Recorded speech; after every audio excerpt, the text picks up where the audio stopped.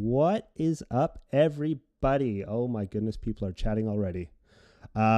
This is Ken Q, and today I am sitting down with my favorite swamp creature, Gil Swampguy. Hello, Gil. How are you doing today? I am great. How are you doing? I am fantastic. Just getting over a cold, but I'll Oh, that's survive. rough. I'm with you as far as medical ailments in the getting my three wisdom teeth removed. So, Yeah, I did hear you had quite the week indeed. oh yeah, yeah, that But was fun. That was a fun time. you didn't want to He listen said to them with heavy cracking the sarcasm. teeth. What's that? You didn't want to listen to them crack your teeth in real time. Absolutely not. Knock my ass out. No way. Yeah, I definitely don't recommend doing it the way I did it. No, I think I had a tooth pulled when I was a teenager, and like my dentist was like a retired Marine, and so he just numbed me like just enough, and then like elbows and like foot on my chair, everything pulling a tooth out, and I was like, I'm not gonna do this for a while. Yeah, that sounds uncomfortable. Very. Um, for mine, my wisdom teeth were coming in sideways, so like pushing into my other teeth, so they were basically horizontal. Oh fuck. So they couldn't pull them out because the path was blocked by my other teeth. So what they did is they drilled like a horizontal line into them, and then split them in half by torquing them, and then pulled the top piece out and the bottom piece out. Oh my God, I'm so sorry. Yeah, That's awful. four of those, and I was awake for the whole thing. It was delightful. Oh God. Woof. Whoa. I like it. It Chills. makes me sound really metal, but It does. That sounds metal as fuck. I love it it. was terrifying. Oh, Oh, yeah, no. slice some gum off. People in chat are talking. I don't know if you can see it on the display I you can have. see it. Yeah, it's a bit small, but yeah. Gosh, people have some fun experiences with this stuff. Oh, yeah, no. Dentistry is is definitely one of the few shared pains that humans have, regardless of your upbringing or what lifestyle you live. Everybody just like universally agrees. It's just having your teeth worked on sucks ass. It's literally the worst thing. All Our hatred right. for dentists could solve world peace. I love it. Okay, I'm going to bring the slides up and then describe what we're going to do here today. Awesome. And then, yeah, we'll get crack-a-lackin'. I was walking 5 minutes after the anesthesia warm off. A nurse tried to stop me. Jeez, people are metal. Holy shit. All right, let's get crack-a-lackin'. That's what I am right now. I don't have any Ritz in my cupboard. Ritz? I'm so confused. Ritz crackers. I'm crack-a-lacking because I don't have any. I'm sorry. All right, well, everybody, welcome to Research Program 73 with myself and Gil. The objective today is to better understand Gil through dissection. I mean, questioning. I mean, having a fun chat. To understand what might motivate you, might interest you, and fears, etc. We're going to ask some lighthearted questions, maybe some deep questions, and, we'll see where this takes us. Right on. Yeah. And of course, if at any time you want me to not ask something or to stop talking in a certain line of questioning or anything like that, feel free to let me know. Because obviously I don't want to push any buttons. It's our safe word. Safe word? What kind of safe word do you want? I don't know. I usually like making my safe word something that you would just never say in any sort of normal conversation whatsoever. Philanthropy. No, I'm kidding. Perfect. Tell me about your father. Philanthropy. Philanthropy. I see. Clearly a nice man. All right, so let's start things off nice and easy. So, what kinds of things does Gil like and dislike? Oh, I like a lot of things. Primarily, I like video games. I like Dungeons and Dragons. I like music. I like playing music. I like singing. Um, and I think reading. I love to read. I've got like a lot of books. Jeepers. Um, That's a lot of likes already. oh yeah, ADHD is a wonderful thing when you can just like hyper fixate on something for a while and then be like, okay, I'm gonna go to do this thing for a bit, and then after a while, you just circle right back. It's like a roller coaster almost, right? Oh, Or absolutely. what's it called merry-go-round. Merry-go-round. Yeah, That's the one. it's a merry-go-round of hyperfixation. I I'm love gonna it. learn to So, skateboard this week. did you actually learn to skateboard? I did actually. Oh my goodness. I have one, and I have two actually. I have two skateboards. What? So you're a professional because you have two, right? Yeah, yeah, That's that's how it exactly works. what that means. It's not about how good you are. It's about having the right equipment. That's what I've heard Right. in Yeah, everything. that's 100% Yeah, correct. yeah, of course. So what kind of music you like? I know you post a lot about music and stuff, but I'd like to hear it straight from the horse's mouth, as it were. Oh, kind of tend to lean a little bit towards the uh, kind of pop punk and metalcore. I like a lot of prog rock, prog metal. Um, that's kind of like just like my main vein. Like I'll listen to anything that sounds good as long as it's not like pop country. Like Florida Georgia Line can huff it, but everything else is fine. Really? So like the like weird high pitch electronic really fast music you're good with as well? Oh, absolutely. Yeah. Yeah. My philosophy is that I'll give anything a listen, and if some part of it catches me and sounds good to me, then I will save it on my Spotify and probably spam it in my brain like another 10 times. I see. I see. I'm very open-minded when it comes to music. And I think a lot of that came from like my upbringing with a lot of different people being like my dad listening to southern rock and 80s hair metal, and my mom raising me on like contemporary pop, Alanis Morissette and stuff, and my aunt being like, here's Megadeth and Ozzy. And then I kind of found my own way with when I first got into the scene, like pop punk, like Blink 182, Green Day, Fall Out Boy, My Yeah. Chemical Romance. And so I kind of just have like this general appreciation of you know any kind of music can sound good as long as it's not overproduced, pop with a twang. Yeah, yeah, the playing for likes kind of music. Yeah, exactly. Yeah, yeah, yeah. I hear ya. So you've named basically every genre and said that you don't like pop and country. There's a few that you didn't mention, and I'm curious. What about stuff like folk and classical music? I have to be in a mood for classical music. Yeah, I get that. Like if I'm cleaning, I have to be in a mood for it. Yeah. Um, and as far as folk music goes, I don't think I've listened to enough folk to form an opinion. Because like a lot of the folk, what I would, kind of sit aside next to folk music would be like folk punk and like folk metal. So uh, like power metal that's got like classical or not classical instruments, like like hurdy-gurdies and shit. Yeah. I'm trying to think of it. There's a Swiss band that heavily leans into that, and I'm just like, God, that shit's so good. Um, but like as far as like pure folk music, I don't think I've listened to enough to form a solid opinion. Okay, okay, that's fair. I only bring those up because that's been my playlist the last day. Right on, right on.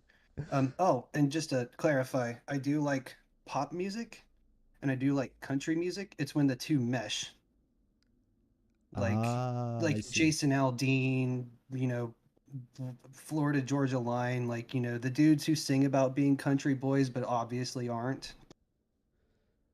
So have you listened to what's the band? Whiskey Shivers? Whiskey Shivers, I don't think I have. They're good. Give them a listen. Definitely will. They're Um, like not pop country. good. Because like the country I like is like the stuff that my dad and like my grandpa listened to when, you know, back when it was they're popular. Like like Johnny Cash, Hank Jr., Yeah. like the old outlaw country kind of stuff, and even some of the modern, what they call alternative country now, like Tyler Childers and Sturgill Simpson. Okay. Uh, So many but people I don't know. I gotta listen to more stuff. yeah, music. I almost always have music playing. If it's not music, it's a podcast of some kind. Yeah, yeah, yeah. So you're big into the audio then. Oh, very much so. And you mentioned that you play music as well? Yeah, not so much as I would like to at the moment, but I'm kind of trying to make some moves to where that's a thing that I can start doing in the future. Yeah. What Um, kind of instruments? Primarily drums. I'm a drummer. Yeah. Um, I do like to sing also, and I I'm kind of mid on guitar. Like I can write out a chord progression and kind of write a like kind of half-ass a song on the spot if I needed to. Um, but I think my main talents kind of more lie in drums and vocals. Nice. So you've got rhythm. I like to think so. Nice. I find rhythm so difficult. Like having something that isn't just like the most common rhythms in existence. Right. Oh yeah, there's a bunch of different like drummers that I listen to, especially in like the kind of music that I'm more versed in, like the more prog rock and metal kind of areas that I just listen to and I'm like, holy shit, how are they keeping track of everything they're doing um with all of the different rhythms and the time signatures and stuff. Yeah. So I guess It's the question is the obvious question is when is Gil gonna do a drumming stream? well, it's hard to do with the current kit I have because it's an all acoustic kit. Like it's just a regular ass like drum set Yeah. that's parked and already set up in my garage. Um, I was kind of intrigued by the idea of uh, drum streaming or whatever because there's a couple streamers that I follow that actually do that. Like there's the 8-bit drummer on Twitch who is just like probably the most sweetest dude ever. Um, he just plays drums to like meme songs and shit, and he has like his electronic drum set hooked up into his interface or to OBS, and you know he's just a joy to watch. That's Um, so cool. a lot of his highlights are hilarious because it's usually just chat fucking with him, and he just runs with it. Like he feeds off the chaotic energy, and it's definitely like one of the more admirable traits. But yeah, if you like watching people drum to like silly songs and just kind of just watch people have fun, 8-bit drummer is definitely a fun guy to go watch. Yeah, I'm gonna check that out after. That sounds amazing. And then there's another guy who's a little bit more on the technical side. I think his uh, handle is Samus66, and he's got like this massive like three kick drums, like 20 cymbals and like 17 toms. Like this dude's got like the metal drum set, and he's just blasting constantly. Um, Like a full acoustic set? I think it's a hybrid set. I think it's an acoustic set that has mesh heads on it. That way, it can still be tracked through the microphone or through certain program and triggered into whatever DAW they're using. That's cool. So he can basically convert it to different drum sounds if he wants. Oh, absolutely, yeah. And that's kind of what the 8-bit drummer does too, except his is a fully electronic kit. Yeah. Dang, that's so cool. I imagine the electronic kits are pretty expensive though. Oh gosh, I think the cheapest one that I've seen um, that would be kind of what I would do if I did start doing something like that, I think would run me at $800. Whew, yeah, Yeah, and then there's some really good ones that are nice and gorgeous, and like they've got all the different sound effects and bells and whistles, and it's like they're like 3 grand. Yeah, not to mention then you gotta make sure it's connected into your computer or whatever. So maybe you need some sort of interface for that or something. Who knows? Like the interface that I'm using to talk, um, which is my Scarlett 2i2, is it only has two mic line inputs. So, I mean, it might be able to handle it because maybe there's a way for all of the signals to go into one, cable and then go into the interface, which would be nice. But otherwise, like if I wanted to track like a full drum set, I would need like six or seven mics and also a shitload of foam padding so my neighbors didn't absolutely hate my guts. Yeah, like 6 or 7 good mics or one electronic drum set. Like, yeah, that's a tough Yeah. call. Price Yeah, wise, yeah. kind Oh of yeah. starts to compare.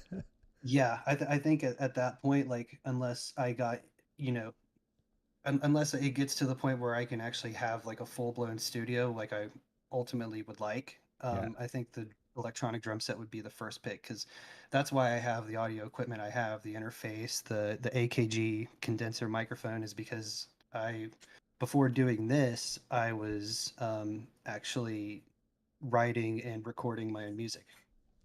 what? Yeah, just Man. just like a little bit. My buddy helped me kind of figure out what program I wanted to use and helped me to learn how to use like equalizers, how to do multi-instrument tracking, how to record MIDI patterns and everything like that. And it just kind of comes down to like a whole time restraint kind of thing. Yeah, Like there's just not enough hours in the day for me to do everything I want to do. I hear ya. And having opened some of those audio programs myself, like it's easy to spend 3 hours and get like the tiniest thing done. Oh, absolutely. 100%. I actually even went I went for I can't remember how long. I think it was like a little over a semester. There's a an audio engineering boot camp that I went to and I got my certifications in audio engineering. Um and it was just kind of like, here, we're going to shove you into this one specific program. This is how you're going to learn how to do everything, how to add this, edit this, change this, whatever, mix, master, all this. And then I get out and it's like, oh, well, that program that they just taught me how to use, that I spent all that money to learn how to use, is only for Apple products, and I don't own any of those. And so Wow. now I have to figure everything else out on another program. This is one of the downside to some of these educational institutions is that like it's either specific to a particular device or it's like ridiculously expensive and sponsored by the company that makes the software.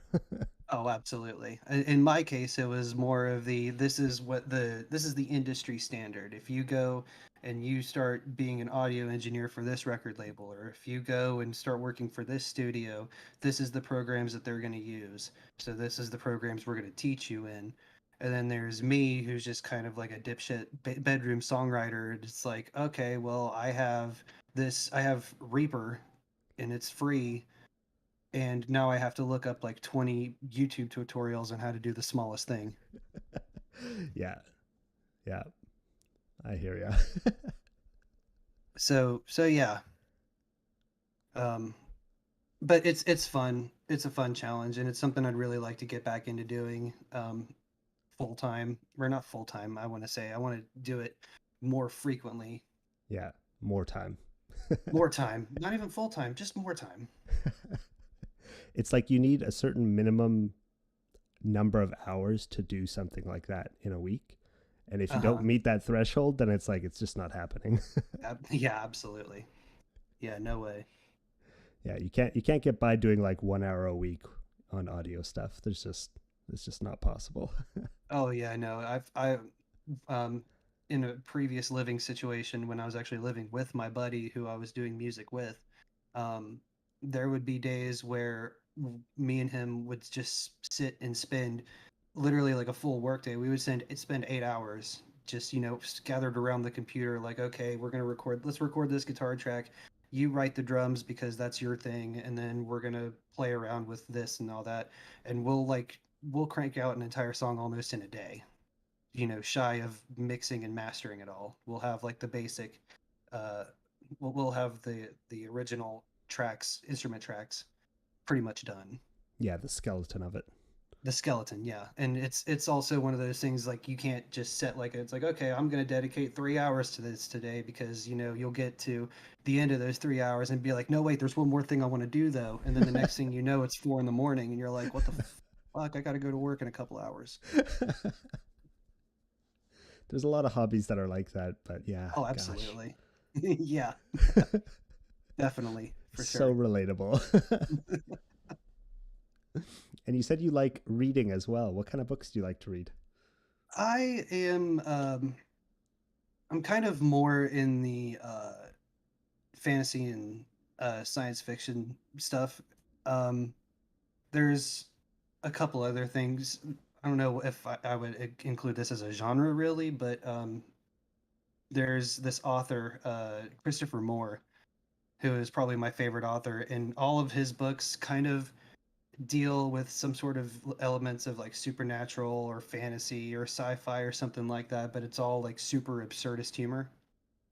Cool. Like, um, my favorite book of his is a book called Fool, and Okay. it's basically he took King Lear by William Shakespeare and he rewrote it from the perspective of the court jester.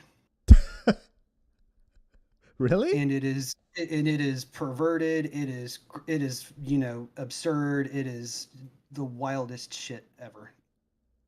That sounds amazing. It's great. And The and first sentence of the book is literally, "Tosser," cried the raven. gosh, and all this author's work is kind of like that. Yeah, yeah. He has a trilogy of books where this guy and his girlfriend become vampires in San Francisco, and they have to deal with their shenanigans. There's oh gosh, there's so much that he wrote one that's what my mother would call blasphemous. Uh, um, Gotcha. yeah, but it's kind of, it touches on some like religious stuff, but also with the absurdist humor behind it. Um, a lot of alternate. He does some alternate history stuff, uh, and he's kind of all over the board thematically. But the one thing that reigns true is his sense of humor, and it's easy to, if you pick up one of his books, you understand exactly how he writes all the other ones, and it sounds like a knock, but it makes me excited for every time he comes out with something new. That's amazing. It's Because then you like just hear the premise and you're like, "Oh, this will be good." yeah, it's like a little bit predictable in that you know what kind of things he's going to talk about, but like the storyline is different each time. Oh, absolutely. That's amazing. Like, another one of my favorite series is the series that begins with a book called A Dirty Job, where this guy, who this really meek, kind of cowardly, scrawny pawn shop owner, um, wakes up and realizes that he is now basically a servant of death, and he is basically a Grim Reaper. And so now he has to deal with his own quirkiness and his own kind of neuroses as he uh, goes and basically claims souls from people. Wow. And there's bad guys and dick jokes and everything like all the other books, so it's great. Yeah, yeah, yeah. Makes it really entertaining. Oh, 100%. It's great. But yeah, absurdist humor and just really just runs the spectrum of whether you want fantasy or supernatural or just nonfiction. I really recommend that guy. All right, I'm gonna check that out too because that sounds amazing. um, in terms of like fantasy and sci-fi, what are some of your favorites? Um, as he glances back onto his bookshelf so he can grab to look at a random book and hopefully catch his attention. Uh, Honestly, I've just been reading a lot of, been going through the Witcher books, Yeah, and I've also been going through. Well, I've not going through. I've started the Legend of Drizzt novels. I don't know that one. It's a bunch of novels by R.A. Salvatore, and he Ah, writes about this drow elf ranger named Drist, who basically forsakes his own community. It's all Dungeons and Dragons stuff, yeah, yeah. and he goes off on his own adventures. And there's so many books in that series. I love a series with just a ton of books. Oh yeah, there's got to be at least 20 books in the Legend of Drist, as in air quotes, because that's not what it's actually called, but Yeah, that's what everybody knows it as. yeah. That's amazing. Um, Also, another book series that I've started collecting, but also reading, um, because I'm a huge fan, is it's the Amory Wars graphic novels. And if for those who don't know, the Amory Wars is the series of graphic novels written by Claudio Sanchez, who is the frontman for Coheed and Cambria, which is my favorite band.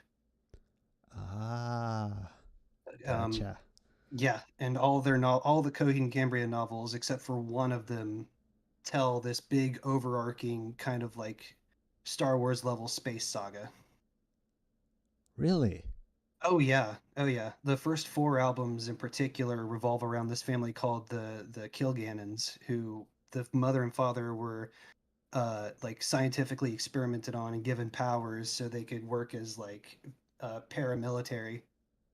Um, but then they got out of it and then had kids. But then the people who made them are like, we're gonna come get you back or kill you and kill your kids. It's a whole fucking trip. Kilgannon. Why does that word sound so familiar? Oh, because that's my username switched around. You have discovered one of my great secrets. Oh no. No, that's yeah. So the whole Gil Cannon thing, I just swapped some letters around. Nice. Gosh, I like a good 'Cause- sci-fi like space opera ginormous universe type of story. Oh yeah, especially one that comes with a soundtrack. Yeah, exactly. Oh man. All right, I think we've talked about likes for about half an hour. Let's talk about dislikes. I don't like vegetables. Really? That's it. That's it? No. Um, Dislikes. I don't know. It's really hard for me to focus on things I dislike, but although it's super easy, like if in the moment, Yeah. in the world when you're out experiencing things and you're like, God, I hate that shit. Yep. It's easier to do it then than from just like, hey, what do you not like? And it's like, oh shit, where do I start?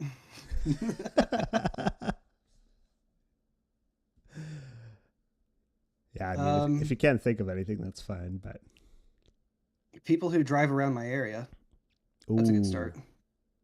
ooh, Drivers in general, yeah. people with no manners.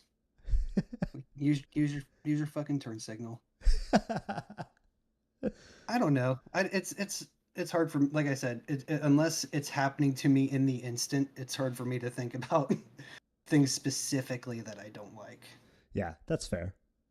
That that seems like a more positive outlook on life. Like you're not dwelling on negative things necessarily.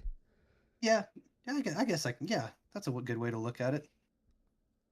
Yeah, I'm Yeah. trying to draw conclusions for my research, obviously. All right, let's move on to the next question then. Dun dun dun. Oh, we touched on a lot of these along the way, but hobbies and Whoops. interests. Hobbies and interests. Well, I like video games. I like Dungeons and Dragons. I like music. Um, yeah, no, we really, I kind of leaned heavily on that one already. But So yeah, Dungeons and Dragons is kind of like one of my big hobbies, I guess.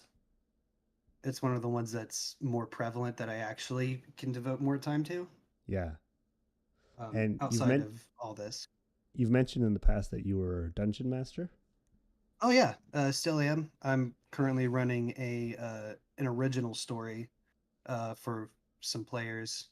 Um, and I kind of ripped off Monster Hunter World in a way when I did it, but it's not like cut and dry. Like the whole setup is, oh, there's this new undiscovered continent. that was only recently discovered, and the players are now part of the next wave to go and help, colonize and discover its secrets and, all this other stuff. And who knows what you'll run into, but you're working for this company that is it's kind of also very the Outer Worlds level. Yeah. Like, we know what you're doing, we know what you're where you are, we know what we know what you're supposed to be doing. Don't go against us, but also help us figure all this shit out, please and thank you. So So, yeah. as a kind of follow-up question or kind of tangential question, um, what kind of classes do you have playing in this campaign right now?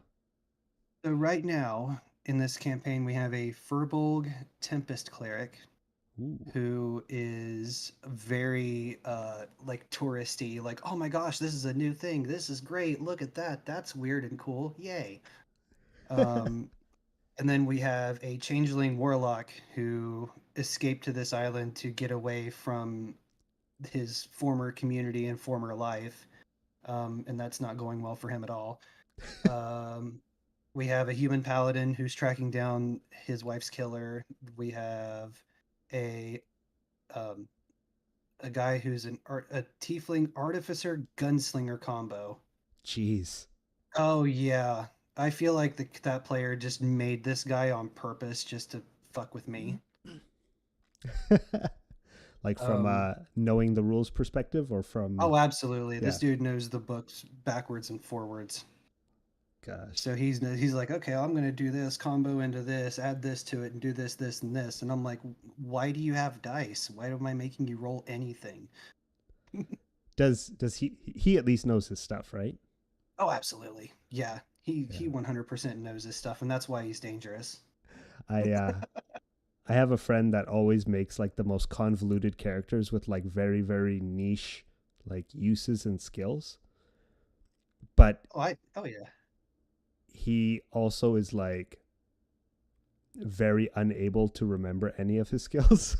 Oh gosh, that's the worst. So like the niche situation comes up and he like misses that he could do something, or he says that he can do something and then he has to spend 20 minutes relearning how to do that thing. Oh, my heart. That hurts so bad. But Yeah. I can't talk shit about the people who make like the super niche characters, because I have literally folders of all these backup characters or NPCs, and the off chance that I get to play, not that I want to, I'm a forever DM and I'm happy to accept that. I have more fun behind the screen than I do, playing with everybody else. Um, That's but I fair. just have this massive list of characters where I'll just think of something and be like, oh, okay, this is a thing that's happening. This is a Warforged bard, and he's got the head of an automaton, and that's the only way he can communicate is with the meeps. Of course. And I have an automaton on my wish list because I want to introduce that NPC, and then anytime the party has to interact with them, I just play my automaton and annoy everyone. I'm so fucking excited for that. Um, That's And then I have a amazing. human fighter who doesn't believe in using weapons. He just has his shield, so he just walks around and just shield bashes people and protects the rest of the party. He just hangs out. He's like, "No, you're not going to get hit. All right, go attack him. I'm good. I'm just going to stay here and block for this guy." Oh my gosh. I love that. Yeah, I got a bunch of wild shit cooked up. I've got at least 13 characters that follow this sort of formula of what if insert this dumb thing. So do you like to build characters more based on mechanics or more based on kind of their background? I think more based on their background. Excuse me. There's a character that I have who, and I just thought this was the funniest concept when I thought of it. Um, it's like this middle-aged dude. He works for I named the company Construct a Cow as like a rip off of Build a Bear, Yeah. and so he works for it, and it's like, dead end jobs. Like, God, I hate this. He's got the apron and everything, um, and he finds and he's like, he comes home and he finds that a book has been delivered to him, and he's living with his elderly grandfather, and he opens this book and starts reading it, and then accidentally traps his grandfather's soul into one of the plush cows that he builds. Oops. So now he's a necromancer wizard trying to gain enough power to be able to release his grandpa's soul, because his soul is possessing that toy cow, and that toy cow is harassing him constantly. You're a disappointment. No. Just forever until he finally gains the power to release him. Yeah, yeah. That's amazing. I like So that. yeah, that's what like 90% of my characters are. It's like, what if this awful situation, or what if this dumb thing, and then I just make a character out of it. Yeah. I like going that way as well. I had a character who had a whole backstory that boiled down to him hating bunnies, and he ended up trying to like make armor where his armor had just pockets for bunnies. It was pretty brutal, but like my DM let me do it. That's awesome though. You're a ranger. Favorite enemy? Bunny. Beast? Mm-mm. Bunny. just Just bunnies? just Yes. bunny. Just bunnies. Fuck them rabbits. Yep. Exactly. Yeah, Gosh. I just think it's more fun to build a character with like backstory and flaws in mind, more so than like, oh, this is going to be an OP combo for like, these feats and this racial feature and all this other stuff. It's like I want to make flawed, dumbass characters for fun. Something you can actually role play, you know? Yeah, exactly. That's the most part. That's the best part of D&D for me, is the role play aspect, because it's just so much fun to, you know, kind of leave this, the typical everyday, and just kind of like, okay, well, now I am this vampire bard who's kind of like the team cheerleader. I played one of those once. That was a fun time. Nobody liked me. I was like like super optimistic, positive, like nothing can bring me down kind of guy. Just playing songs and you're great, you're awesome. Here's a health boost, and everybody's like, shut the fuck up. Don't let your dreams be dreams. Exactly. Yeah, that guy. I was that guy. My character was the happy and chipper and good morning, Jim, before 7 a.m. kind of person. Oh my goodness. Oh, yeah. Yeah, it was a fun time I like for that. me. Yeah. I I DM'd a game for like 2 years, but the group I had, they were very frustrating because they were the type of player that were very much into the mechanics, min maxing, and like just tons of table talk, and it was super frustrating. Yeah, I get that. And like min-max, like everybody has their level of fun. Like I like the role play. Some people like building the characters that, do the big numbers. But I'm with you there, the whole like the table talk and everything, and just everybody being distracted, and it's like, hey, it's your turn. It's like, oh shit, my bad. I was watching, the Overwatch playoffs or something. Give me 20 minutes to relearn my skills now. Thank you. Yeah, exactly. Let me look back up what this spell does. It's like, damn you. Yeah, I could talk about You have D&D for fantasy hours. crabs now. Fantasy crabs. I am the DM. I can make that happen. Yes.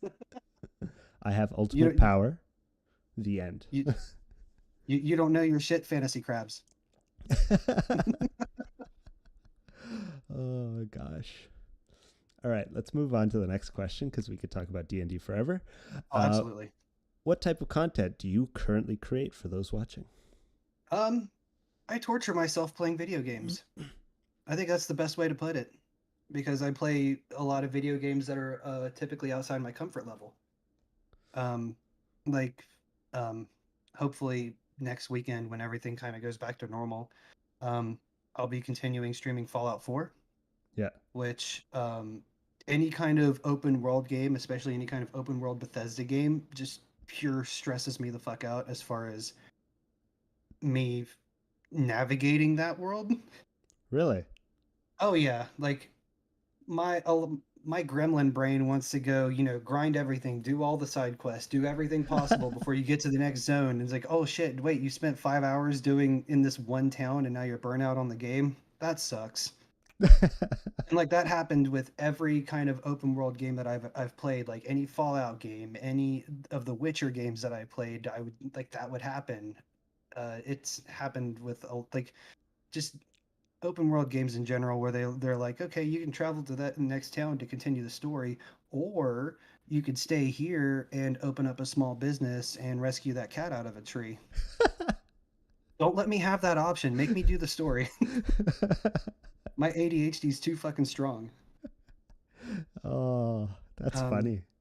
but also just the so like the whole navigation of open world games and the not knowing what's behind the corner trips me up. I also am playing horror games. I recently, for my affiliate celebration stream, I beat Spooky's Jump Scare Mansion in one sitting, Gosh. and I hate horror. I hate horror games. Hate them. I am jumpy as shit. I get scared super easily. I couldn't do it. I couldn't do it.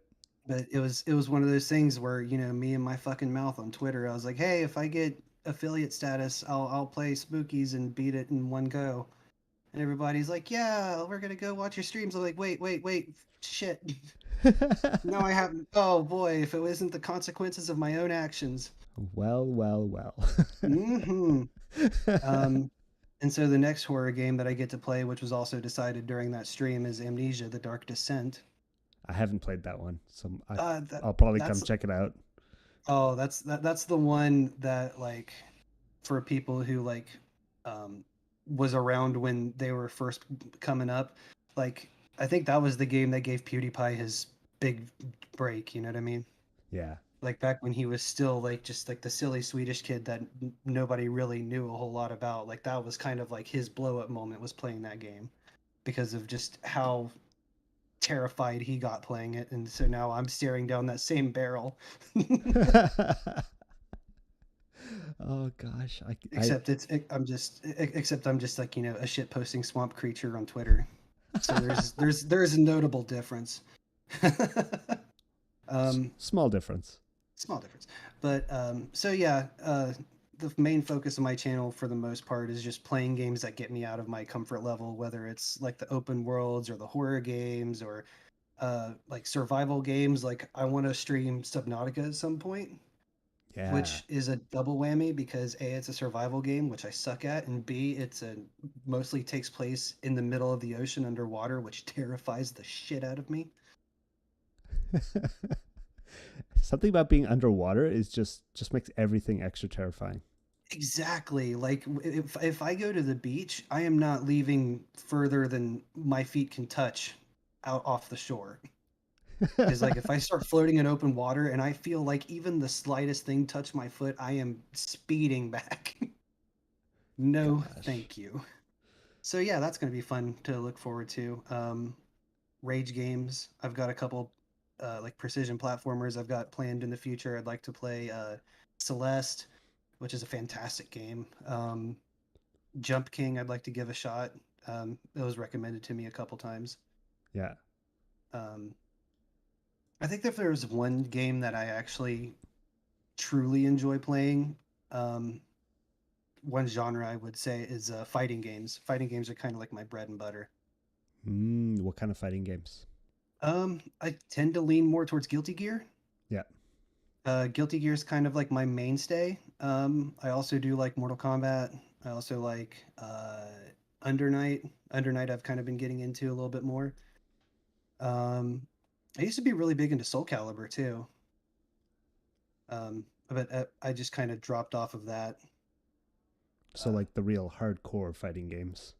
oh yeah, motion inputs, quarter circles, dragon punches, the whole shebang. I am no good at those. Gosh.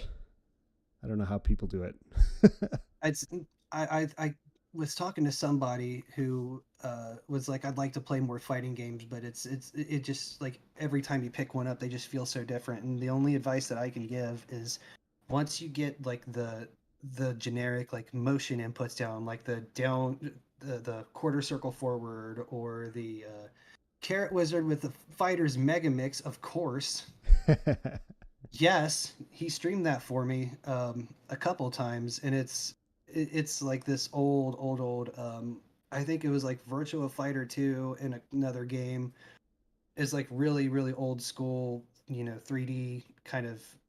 Uh, I can't remember. I think it was came out around the same time as Tekken did, but Right. kind of same basic gameplay. But the Fighters Mega Mix has all these secret characters that you can unlock, and that was one of Carrot Wizard's streams was him just going through and unlocking all the characters just so I can watch a palm tree fight a race car.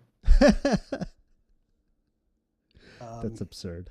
oh, it is absurd. It's awesome. It was on Saturn, the Sega Saturn. That's right. Um, and then Killer Instinct's a great game too. Instinct is really fun. But yeah, the thing I tell everybody told the person who said that is like once you get the motion controls down, the motion inputs, quarter circles, half circles, the little Z's or the dragon punches, you those transfer across almost every fighting game, and they almost all do the same thing. Like the quarter circle forward plus punch is almost always a fireball, or the Z motion is almost always like a rising uppercut or something. And so you can kind of, you know, be like, oh, okay, well, this guy's move is kind of like this guy's move from this game. And then once you kind of piece it together and you realize that the characters are all sorted out into their own little, um, and their own little types, their little archetypes, um, fighting games as a whole just kind of opens up a little bit easier. Gotcha. So it's like a mini language almost. Once you know those like 20 or 30 or whatever keywords, you've basically Hmm. got it. Oh yeah, like if you play Ryu in Street Fighter, you can play Kai in Guilty Gear, and then you can also play Hyde in Under Night, and you can also play Liu Kang in Mortal Kombat because they're all kind of like in the same group of people, like this the same what did I say archetype of character. Or class, if you will. Yeah, same class. Yeah, that's a good way. Um, but I don't play those guys. I play the guys with like the super hard, like where you have to do like two full circle inputs and then it's a command grab. So I like my grapplers. I like my Zangiefs and my Potemkins and I'm uh noticing a lot of masochism here. You like to torture yourself. yeah, isn't it? Isn't it? Wow, way to actually make me think back. It's like, why do I like the fighting game characters I like? Oh, because I'm a glutton for punishment. Why do I stream the games I stream? Oh, because I'm a glutton for punishment. Shit, I didn't realize this was going to turn into a therapy session.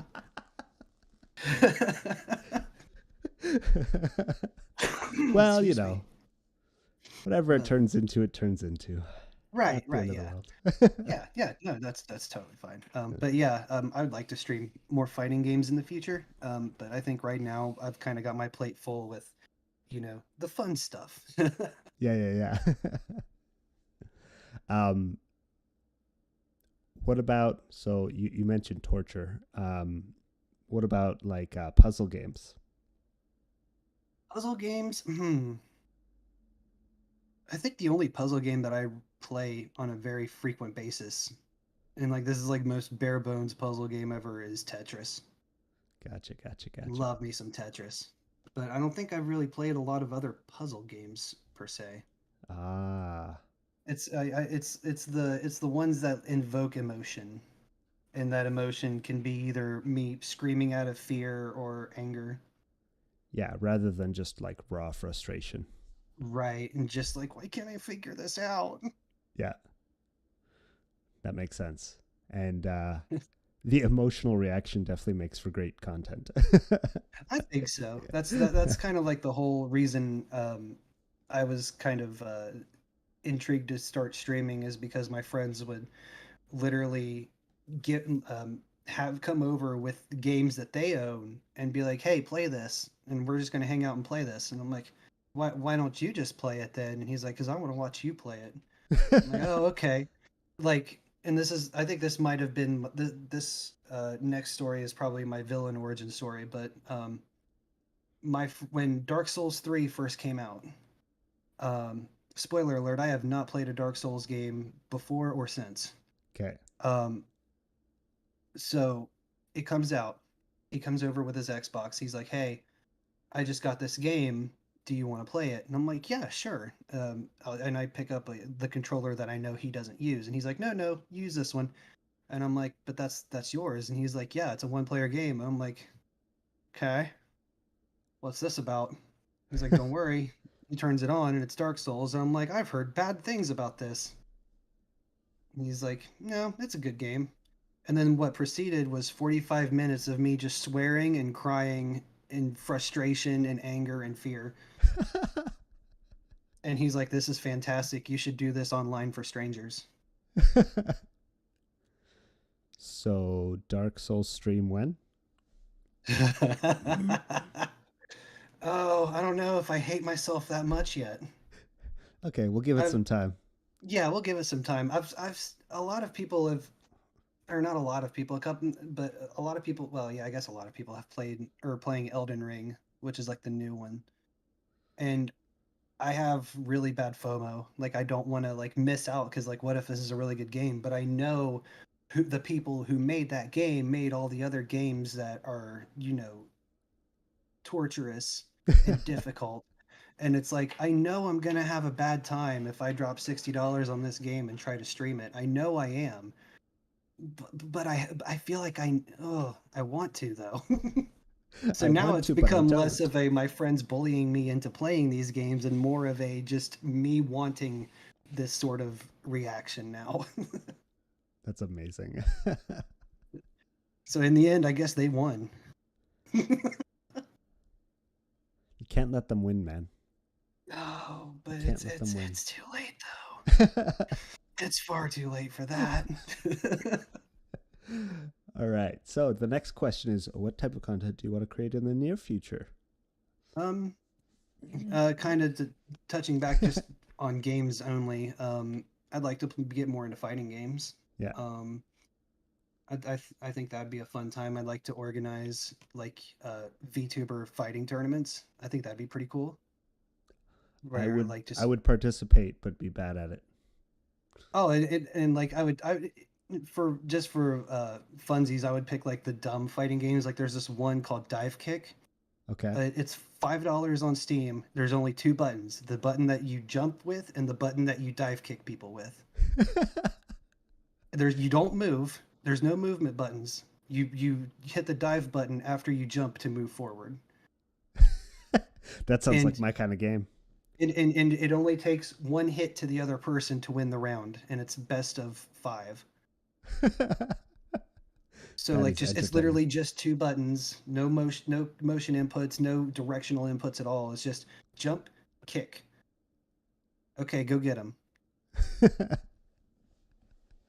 So like Oh, something like that just for funsies. That way it's not like not gatekeeping, but like okay, we're gonna play Under Night and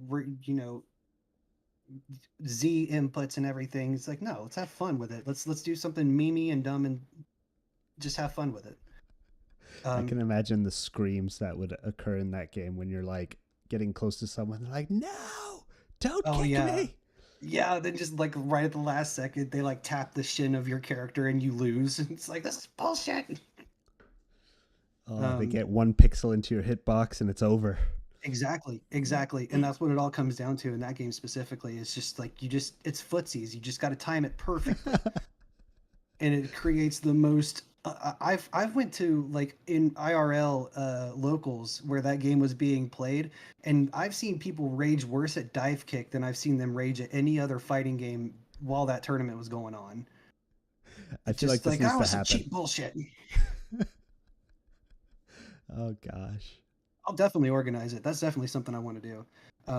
But yeah, just fighting games. I'd like to do more in the future. I'd like to get better at art because I bought a drawing pad as a joke because I draw like a kindergartner. So I'd like to do a stream or so where I like follow a tutorial or like a Bob Ross video or something Yeah. just for the funs of it. Um, I don't know. I got a couple things I'd like to work on. Some things not as fleshed out as others, but I definitely like to attempt to break away a little bit from gaming, just to throw in a little bit more of the variety. Yeah. I hear you But on that one. yeah, yeah. But I'm just kind of on gaming for right now until I can figure out what the other things are. The thing I like about gaming is that it's pretty easy to put it together. Like you don't Oh need a yeah, lot of thought ahead of time. Just be like, okay, Saturday I'm going to play a game. It'll be this game, yeah, right? It's yeah. pretty That's pretty straightforward. much it. Have you considered doing like a Pictionary Gardic phone type of art collab? I think that would be fun. I would definitely be up to it. I'm still very new to like figuring out how to do a lot of things. Like I only last week figured out how to set up the reactive PNGs for when Carrot Wizard and I played Mech Warrior Online, and so I'm still freshly learning how to do all this. But I definitely would like to get together like Jackbox or like Gardic Phone or something like that with just a bunch of people, um, and just have like big old big old fun times. Just a big chaos fest. Oh yeah, yeah, because that's the most fun part, I think. I agree. Um, All I also right. consider doing a karaoke stream, possibly, but Karaoke. that'd be fun though. That'd be fun to figure out and not get sued for. Yeah, I feel like in this day and age, karaoke is a little bit trickier. Yeah, yeah, definitely. That's kind of why it's like a little bit further down my list. Yeah. But I'd like to try almost everything once, just to see if because maybe there's something that I'm not considering that maybe I'd be really good at. Yeah. It's just I know that for right now, my main dig is, I'm going to play games that cause me, mental duress because other people like that. They like watching me in mental duress. But maybe down the road, I'll sing some songs. But for now, it's mental duress. I feel like you need a version of your character where your head is just like smoking from like Yeah. frustration. Yeah. Just have the, oh, yeah, that'd be great. All right. So you kind of already touched on this, but what motivated you to start creating content? Yeah. So, the whole my friends bringing over games to watch me suffer thing was kind of like the start of it. And then I want to say about a year, like a little bit less than a year ago, my friends were like, "Hey, you should, we all talk in Discord, and that we don't have to come over to your house, and you already have a shitload of games. Just stream in Discord, and we can just hang out and bullshit." And I'm like, "Okay, yeah, we can do that." And so I'll throw something on, and it's like, "Oh, ha, he's dying," and everybody has fun with that. Um, And then the idea kind of got kicked up to you should do this on Twitch. And I'm like, that sounds scary. Yeah. They're like, no, people would like that. And I'm like, whatever you say. So I start looking into it. And my main thing, and I guess this also kind of ties into my story as to why I'm a VTuber specifically, was that I wanted to do that. And my friends liked seeing, my reaction, but I didn't like seeing my reaction. Does if that makes any sense? Yeah. Like there's like a super weird disconnect when you see you as opposed to, you know, the swamp guy you're talking to currently. Yeah, and it's similar to like listening to your own voice in a recording after the fact as well. Oh yeah, I had to get over that shit really quick when I did that audio engineering boot camp. Because some of our tests were based on like, okay, you guys need to write or cover a song, and then run the studio to record it correctly.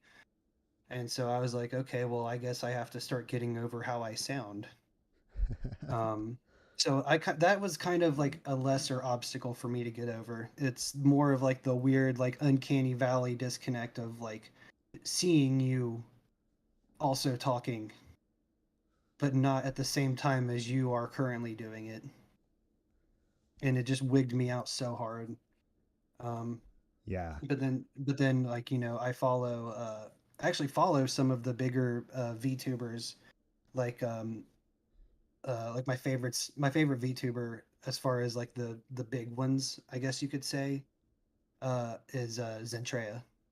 Like I think she's awesome. Her community is awesome, and it's kind of like what I model what I want out of this, I guess. Like Yeah. not the whole success thing, but like I want that kind of community Yeah. that Yeah. she has. The kind of like, oh, you know, we just kind of like rag on each other and have fun kind of community. Exactly.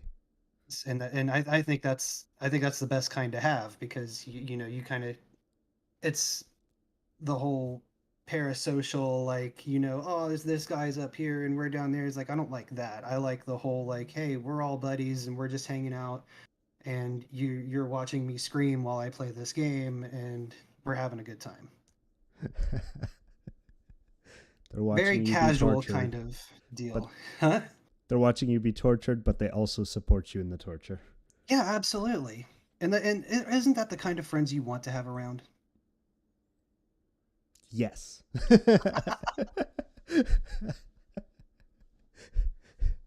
Because they're not really your friends.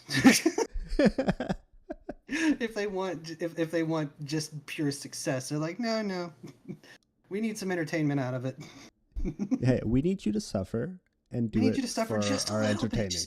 just a little bit, buddy, just a little bit.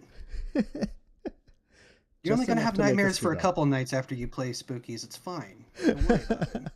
Listen, it's better. It's good for you in the long run. This will make you a better person. This is the game we want you to get scared on, and Yeah, here are a few subs to pay for therapy. yeah. I think that's exactly how uh, at the end of the at the end of my Spookies run through when I put all of the Twitter suggestions on what horror game I should make a series next. I put them all up on the wheel, and there was like a lot of good ones. Like I can't remember a lot of them off the top of my head. I think Soma might have been on there. I know Franbo was on there. A couple other horror games that I probably would have been like, okay, yeah, let's, you know, that sounds like a fun time. And then Amnesia: The Dark Descent happened to be one of the little slots on that wheel, and that was the one game I was like, oh boy, I hope it's not that one. And then you watch the wheel like slow down, and you can kind of like map the trajectory, and then there's that little voice in the back of your brain that's just screaming. Fuck! So that's. Oh yeah, Carrot Wizard's money didn't go to my therapist, man. It went to the cause of my therapy. Ah, I gotcha. forgot about. Yeah, that's right because I had the free janky version of Spooky's Jump Scare Mansion, and it was glitching. It was like the first 2 hours of my affiliate celebration stream when I'm supposed to be playing that game was me trying to figure out how to get that game to play because it was Jeez. just bugging so bad. I think Carrot Wizard finally just came through and was like, "Hey, I gifted you the HD remaster on Steam. Get to it." So Do it. Carrot Wizard's money doesn't go to therapy; it goes towards the cause. Yes. But it's appreciated all the same. Exactly. It's like a Exactly. vicious cycle. The money for the cause of therapy goes towards the therapy, and then the money left over from therapy goes towards cause of new therapy. And it's just a repeating cycle in Excelsis Deo. Amen. Um, And your therapist is probably like, if only we could break this cycle somehow. And you're like, yeah, how could we oh ever do gosh, that? jeez, man, I don't know. I'm really stumped on this one, Doc. Anyway, can we talk about something less sensitive, like my parents or something? Jeez. It's fine. Don't worry about it. It's casual. It's casual. It's whatever. uh, so now that you've started, creating content, what motivates you to continue? Because I know there's, a lot of struggles that go along with it too. So Oh what kind yeah. of keeps you going? Honestly, it's this was just kind of a thing, to be honest, in the beginning that I was going to be like, I'm going to try this out. It's probably not going to pan out for shit. I'll do a couple streams. It probably won't stick with me. I'll bounce. No big deal. Won't invest a whole lot of money into it. Um, but honestly, like I've just met so many cool people. I've made a lot of friends doing this. And I don't know. It's one of those things that it's hard to kind of like put a definite thumb on, as far as like, I'm really at a loss for words right now. I guess the ultimate, what it ultimately boils down to is that I don't think I've ever been as part of a more welcoming, accepting, just awesome community as this one. And Yeah, like, yeah, I know there's like the drama and shit that happens in the background, whatever. Like, don't be a shitty person and it won't happen. I exactly. I feel like that's kind of a super easy thing, but I guess for some it's not. Um, but like, outside of that, outside of like those small little instances, like it's just really not only rewarding, but it's just one of those things that you want to be a part of, just for, like I said, like just all the friends that you've made along the way, and all the experiences you have, all the things you learn. Um, and I think that's like kind of like my main driving factor, is that I've just met a lot of great people that do this, and it doesn't even feel like some people could use this as like a side job or like their actual career. And yeah, I mean, like, this is probably kind of more like a side hustle for me because I have my career and whatever. But it doesn't feel like work. It feels like I'm gonna get online and I'm gonna play some games with some friends. Yeah. And like, some people are gonna watch us do that, and that's cool. And so it's I don't know. It's just really, it's rewarding in itself Yeah. to make those friends and make those connections and play games with people. And yeah, I'm glad that I'm still doing it. I know I've only been at this for like, hell, not even a couple months now, and I've met a lot of really cool people and made a lot of friends that I would have, and learned a lot of things that I would have not even thought of had I not. Yeah, it's really interesting because especially like early on, you're learning so many different things just getting started, Oh and yeah, it feels like a flood of information. It's like you got to have your model done, you got to have your schedule template done, you got to have this done, the overlays, you got to have your equipment set up, you got to make sure your computer's not a total potato. And you it's gotta like not you break any just get, laws. right, no law breaking. And, it's just like this big flood, this overshare of like information, and it feels daunting at first, but then what I've learned, and this was something that was said at the beginning of my spooky stream, when I was literally spent like maybe 2 hours trying to just get the game to work. That I think somebody has said, "Scuff is the spice of VTuber soup." Somebody said that, and I'm probably misquoting them, but that's like, I and that it just made. And once I kind of realized, like, oh, nothing has to be perfect. It doesn't have to be like this huge investment that you spend a shitload of money on. Like, a lot of the assets and stuff I have are free. Like, my overlays for my stream was free. The music that I use for like the starting up and shutting down is free. Like, and sometimes things don't work properly, and I'm starting to learn that that's kind of part of the fun. Yeah, and it's definitely expected. Oh yeah, definitely. I have basically set that mindset of going into like, well, worst case scenario, my computer blows up in 5 minutes after starting. Yeah. And then if we get past that 5 minutes, I'm like, okay, well, the stream's going great. This is what success looks like. Yes. Yeah, I totally agree with you there. Like, on both accounts, that like scuff is the spice of all of this. It's Oh yeah. inevitable, but also that like the community and the fact that you're basically just hanging out with people and having fun is very motivating in and of itself. Oh, 100%. And it, like, some people do this as a job, but like I don't know it. I don't feel like this part of it would feel like work. Oh yeah, no, no. This is just like right now. This just hangs. This is just like, hey, we're just having a call. We're just hanging out and shooting the shit.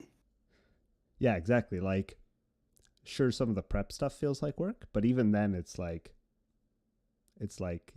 I'm just preparing to go and talk to some people and have some fun. Yeah, yeah, definitely. It's like let me get my shit together so I can make sure I'm having fun with my friends. Yeah, exactly. Okay, now that that's done, I can have fun with my friends, and that's it. That's VTubing is having fun with your friends. Yeah, exactly. It might be The more real friends than you're VTubers used are the to. friends, huh? Might be more friends than you're used to in real life, but Oh God, yes. Oh yeah. Oh, I love it. All right. So, what do you find to be your biggest kind of demotivator if you've run into any? uh, I don't think demotivator would be um the right word choice for me anyway on this, but I think like just kind of going back to something I said earlier, it's like there's just not enough hours in the day. Yeah. Like outside of having like, like a career that I really enjoy and like, making sure I'm spending time with my family and stuff and then doing this. Um I think that's like the only real difficulty that I've found is just having the time or making the time to do it all. Yeah, And then of especially if you course, want different content types too, right?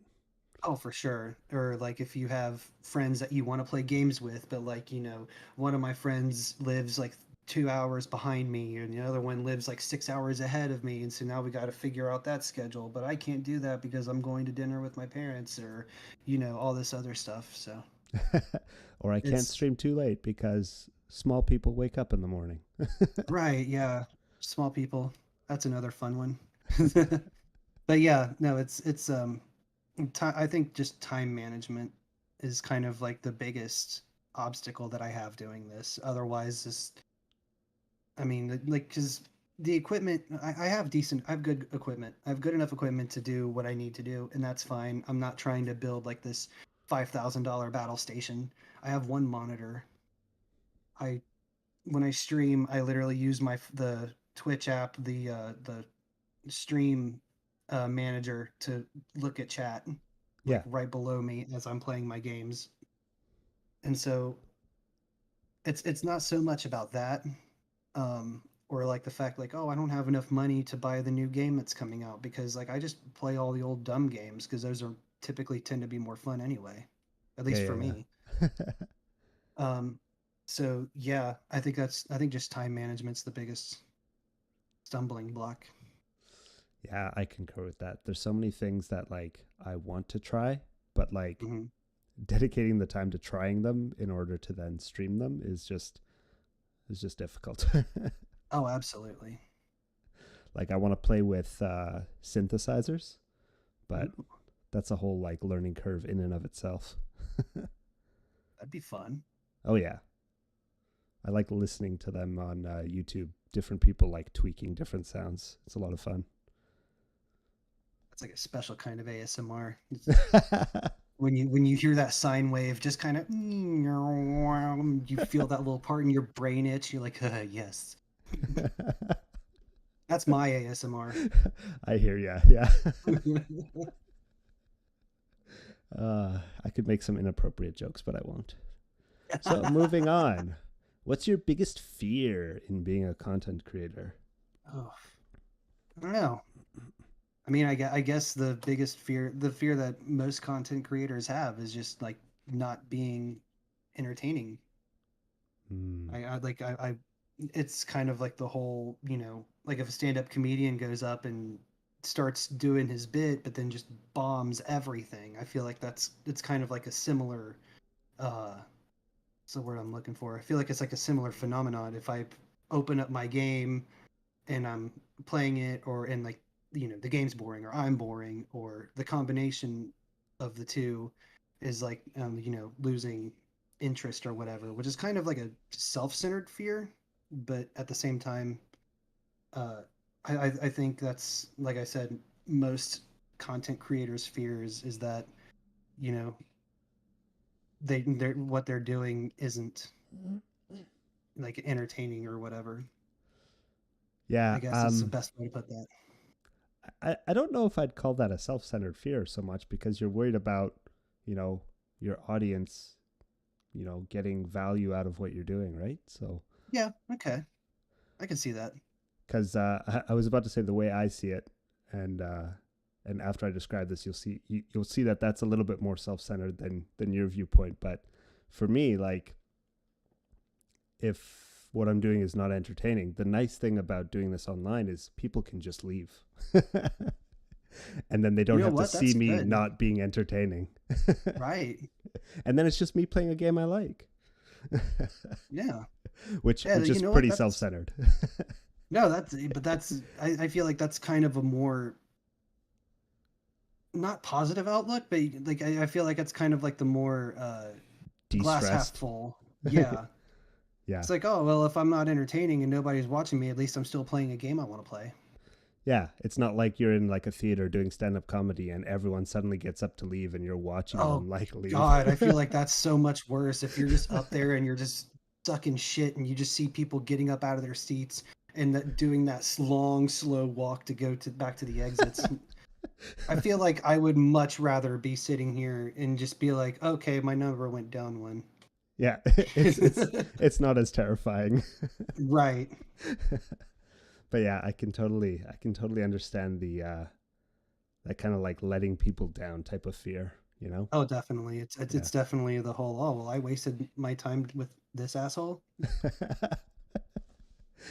But yeah, I definitely wouldn't see that as self-centered, so yeah. My opinion. Oh, yeah. Ah, that okay.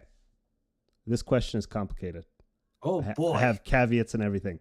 So the question is pretty straightforward. What is your view of the world you live in? But I don't really define what world means. Okay. So it could be like your close knit community, it could be like the entirety of planet Earth, but like, what's your view of your world? It's complicated. I think that's the perfect explanation of the world that I live in. I think it's complicated and not necessarily in like a negative sense. It's just there's just a lot of things that some people don't look at until later in their life, or they don't look at unless they're subjected to like a certain thing, and then they're like, oh wait, this has been a problem this whole time, or oh, this is a bigger problem than I was told it was, and then you just kind of start building off of that. Yeah. Excuse me. But I think there's definitely a lot going on, um, and there's 1,000% no certain answer for any of it. Yeah. Everything is definitely nuanced. There's a lot of stuff going on that can't just be solved, black or white. Like there's no clear cut answer, I guess is the right way to say that. Yeah. There's no cookie cutter to solve everything for any particular person, right? Right. And I feel like that is like kind of my outlook on not only like just like bigger picture, but like you can shrink down to like any kind of community or any area and just be like, oh well, here's all this stuff it's that's going on, and not all of it's bad. There's some good stuff going on too, but like it's it's just a lot of nuance. There's a lot of stuff that needs to be considered, I think. And there's no one right way to do any of Yeah. That's a good answer. I like that answer a lot. it.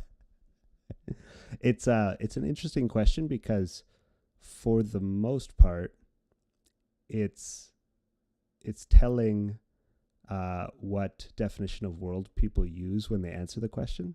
It gives you kind of the perspective of what they look at in terms of like their daily life. Like, are they looking at like the entire universe all the time, or are they looking at like just their friends and close knit group? But your answer kind of cuts through all of it, which is cool.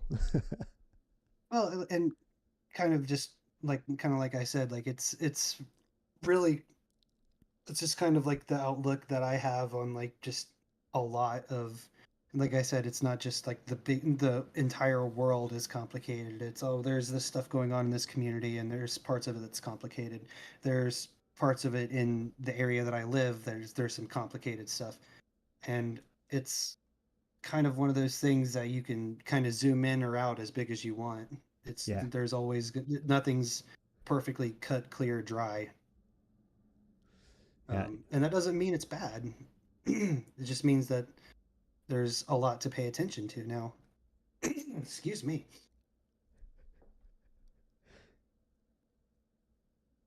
You're turning into me now. Yeah, sorry. I am sorry. Don't apologize. Half my streams are like me clearing my throat. Maybe if somebody would hit the hydrate redeem, I could have a drink, take a drink of water. you know you can just drink water, right? Shh, but that ruins the immersion. I was playing the Hunt Showdown with somebody last night, and I took a big drink, and they're like, "Ah, did somebody redeem that?" And I'm like, "Damn it!" Could you imagine just like doing a 24-hour stream where you had to rely on redeems for everything? I can't imagine doing a 2-hour stream with that. Like, let me redeem the Gil is allowed to use the washroom now. Yeah,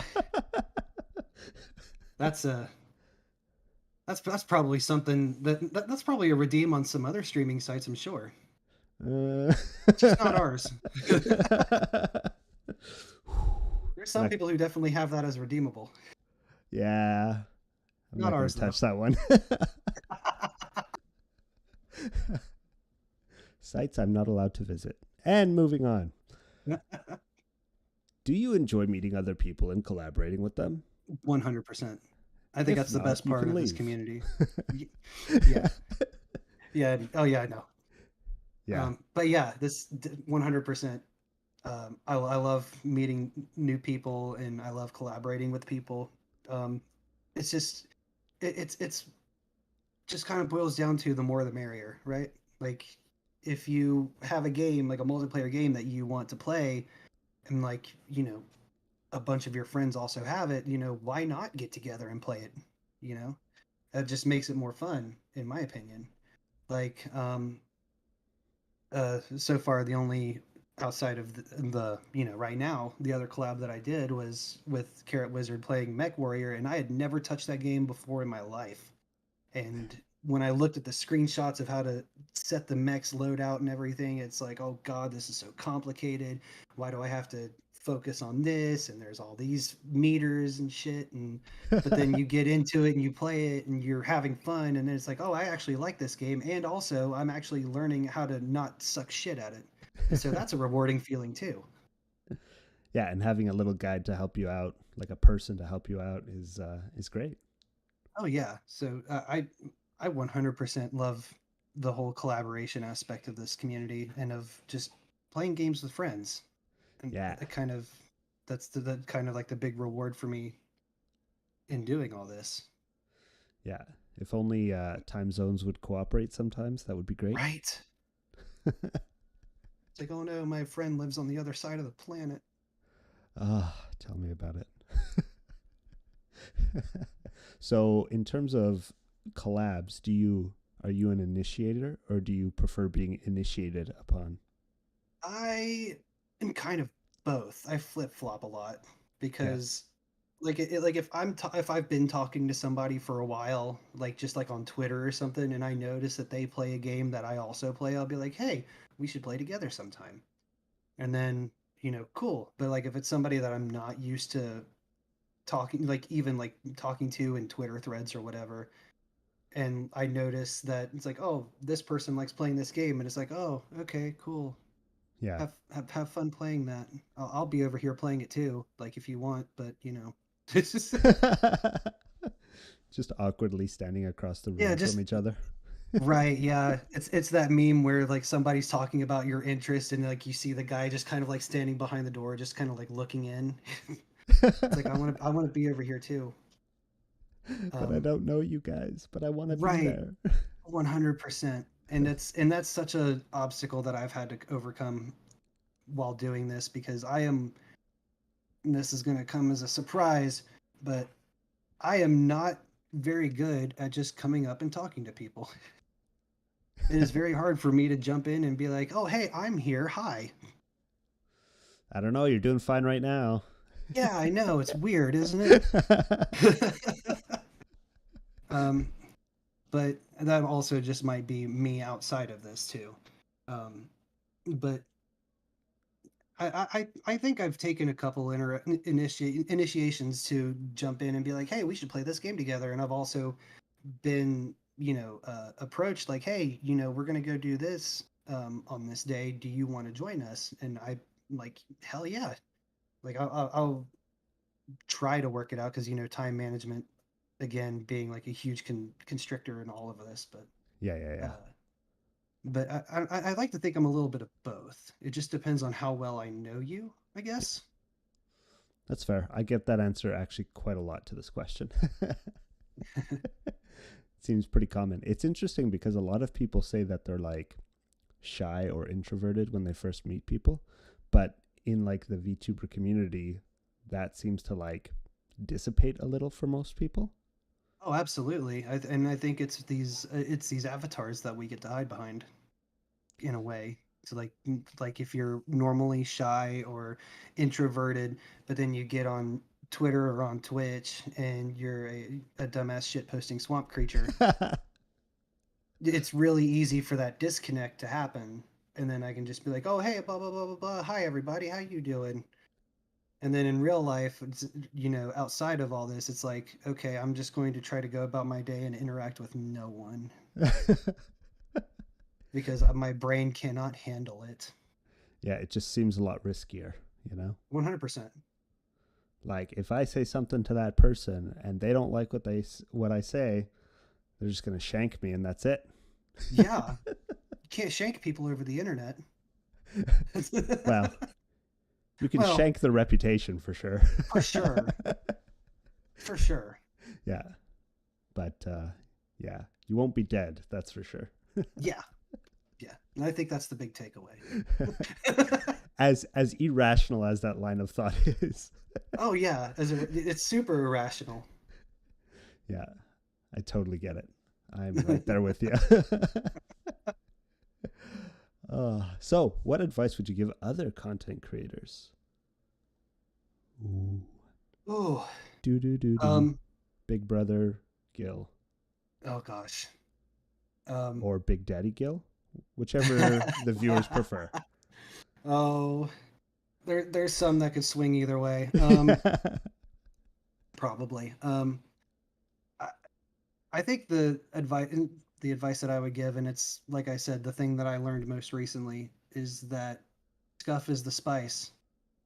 Like not to worry if your stream doesn't go 100% the way you planned it, because it sometimes it works out and sometimes it ends up being better than what you planned. Like not getting a game to work for 2.5 hours still led to like having really fun interactions and still doing some other fun mimi stuff until a certain wizard drops $10 so you can actually play the game that you were supposed to. uh so I think just in summation, like just it, go into every stream expecting something to go wrong, and then if it does happen, you've got a backup plan, you're ready for it. And if it doesn't, then you're pleasantly surprised. I Yeah. have yet to experience that the latter. The pleasant surprise. Yeah, I just open up Streamlabs and I go, all right, what's going to go wrong today? Click, go live. Oh, my tweet didn't send. Shit, I should do that. Okay, now what's going to go wrong? Oh shit, I left my mic muted. Okay, now what? Oh, the game's not loading. It's just and like that does sound like a pessimistic kind of like half glass empty kind of deal, but like the sooner that you accept that shit happens, the easier it is for you to overcome it.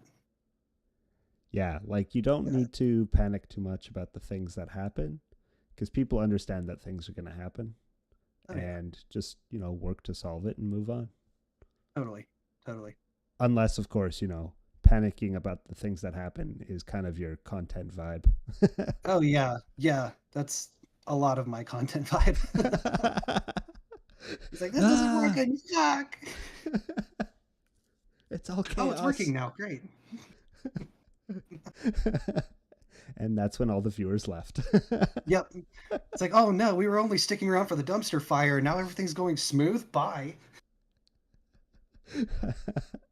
That's when you get like DDoSed or something. Yeah. It's like, oh, everything's going smoothly. Great. I have direct access to your your IP number. Shit. Yeah, here's a few wrenches in your setup. Yeah. Oh, that's great. So yeah, in summation, what advice I would give to other content creators? Shit happens. Don't worry about it too much. Yeah, like I like to say in real life, shit happens when you party naked. Yes. Yes, that is. I've seen that on a couple shirts. Yeah. So this next question is big. It's Oh. really big. Oh It's boy. what are your dreams for this year? Dig Wow. deep. Honestly, I Deeper. don't think I don't know if I have dreams for this year. I think I'd just like to continue doing this. I think is just kind of like the dream because it's fun. It's something that I didn't expect to go anywhere when I first started it. It was kind of like I'm going to try this thing out and it'll probably last like a couple weeks and then I'll, be bored of it or people won't find me entertaining or this that or the other and then it'll be done and over with and that'll just be another thing that I tried and then I'll just move on and then it just didn't It didn't fizzle out. it didn't fizzle out. Like I'm still growing at a steady pace. I'm like new people are still coming over and saying hi and following my stuff, jumping into streams, and my streams are getting more starting to get like a little bit more like planned out. Like I'm actually making plans outside of oh, I'm gonna stream tomorrow, and I'm like actually like planning around things in real life for my streams and stuff, which is 1000% something I wasn't expecting to do ever. So as far as my dreams for this year, I've kind of already accomplished it. Like I'm still doing it. And Nice. like I've hit Twitch affiliate, which blows my mind. That wasn't even a plan. It was just like it was like, oh, I'm just gonna stream and I'm gonna be goofy and maybe some people on the internet will like me. And then it's like, hey, you're gonna get paid a little bit to do this now, and fucking excuse me. I think you found the wrong person, sir. Yeah, it's like you were horrendously mistaken. You're looking for somebody else. It's like, no, you. It's like, oh, okay. So like that, like affiliate, like if I didn't hit affiliate, I think that would have been my dream for this year. But I have that. So now it's just kind of like, I, I don't know. I don't have like I can easily go home and make partner by the end of the year, but like that's unrealistic. Well, it's funny too, because like you come in with like a certain expectation, right? Right. Like a reasonable expectation. Like, yeah, I'll do this for a while, and if it fizzles out, it fizzles out. And then suddenly your expectation is kind of blown out of the water completely, and it's like, well, I don't even know what a reasonable expectation is anymore. Exactly. Exactly, because like I've told some of my IRL friends like, hey, I'm doing the streaming thing. And they're like, okay, cool, have fun with that. I'm like, okay. And then I started doing the thing, and I'm like, hey, I've got 800 followers on Twitter, 200 followers on Twitch, and they're like, what? I'm like, I know. Excuse you. Yeah, and now people like are giving me money to do it now. And they're like, what? And I'm like, I know. So I really came into this with no expectation of doing anything with it. It's definitely, I think, a good mentality to start with, because it can vary for a lot of people. It could be harder, it could be easier to start out. So definitely coming in with like low expectations is great, but it's always nice when it kind of blows your expectations out of the water. Oh, 100%. Yeah. 100%. So you're living the dream. I like it. I guess that's the answer. I'm doing it. Because like you said, like I could say my dream for this year, like by the end of this year, I want to be Twitch partner. But I'm like, that's way too fucking. You know what I mean? Yeah. It's too much. It's a super high goal, and like I like I said, I just kind of came into this going, what's the worst that can happen? Yeah.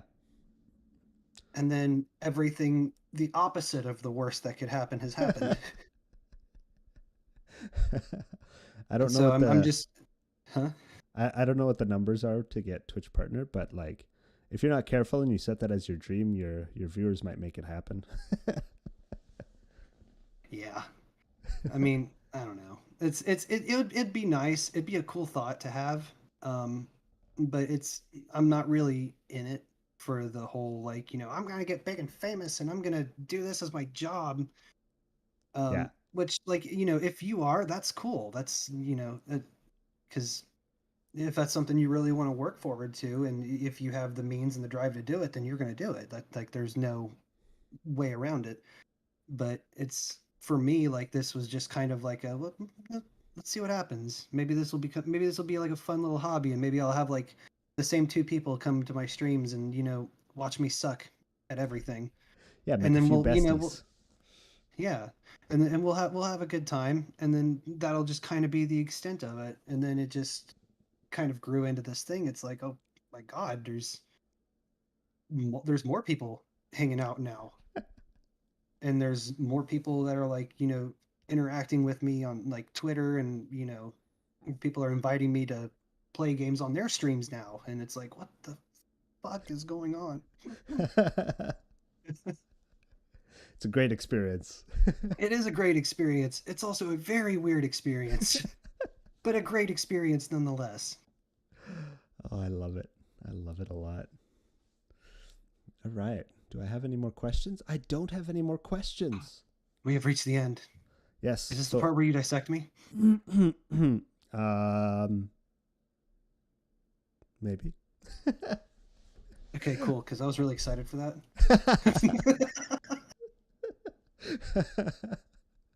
Gosh. Yeah, I don't have any more questions right now. What I'll do, like I say for everyone, is tabulate all of the results and file them with the other research subjects. And I'll probably, what I'm thinking of doing, I just sort of started thinking about this a couple days ago, was starting another research program in a couple weeks. But it would be more like a skill testing, play some games type of research thing. Oh shit. So at that time, I might reach out again for people to come join me. That would be awesome. That'd be really fun. Yes, yes. I think it would. I think it would feature a few puzzle games. So. Oh shit. Oh no. This is why I play the face and the dumb fighters in D&D. I don't want to do that shit. I want to solve my problems by either talking my way out of them or fighting my way out of them. I will solve this game by uninstalling it. Done. That's it. That's the mentality. If I can't beat it, no one can. Put it in the dumpster fire. Yep. All right. Well, before we go, did you want to tell people where they can find you if they don't already know? I already have it in the description, but if you want to just tell people for the sake of saying it. Yeah, just right down there in the box with the words, you'll find my Twitch, just at Gil Swampguy, and the Twitter, or that's the Twitter. The Twitch is Gil Cannon, GilKannon0N. I'm probably going to get that changed later once Twitch lets me. But yeah, those are the two places that you can mainly find me. That's usually the two places that I hang out in. So if I'm not at one, I'm at the other. Just jumping back and forth. Yeah, you'll find me. It's a coin toss. I love it. Well, thanks for coming and thanks for chatting. I had a lot of fun. I had an absolute blast. Thank you for having me. This has been really fun. Thank you. And to all the viewers, have a good one, and we will catch up with everyone another time. Bye-bye. Bye. Bye.